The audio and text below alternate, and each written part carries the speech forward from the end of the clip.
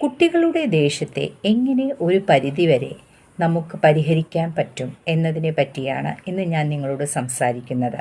മാതാപിതാക്കൾ കുട്ടികളുമായി കൂടുതൽ സംസാരിക്കുകയും അവരെ മനസ്സിലാക്കാൻ ശ്രമിക്കുകയും ചെയ്യണം.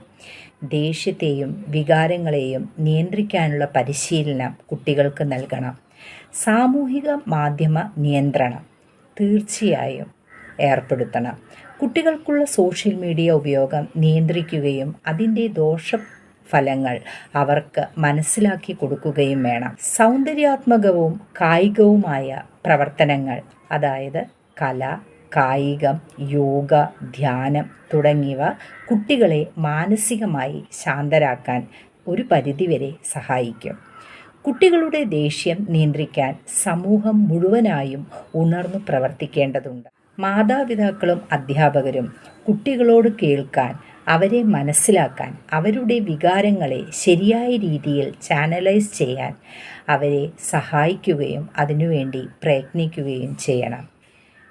എന്നിരുന്നാൽ മാത്രമേ നമ്മുടെ മക്കളുടെ ഈ ദേഷ്യത്തിൽ നിന്നും നമുക്ക് അവരെ ഒരു പരിധിവരെ കരകയറ്റാൻ സാധിക്കുകയുള്ളൂ.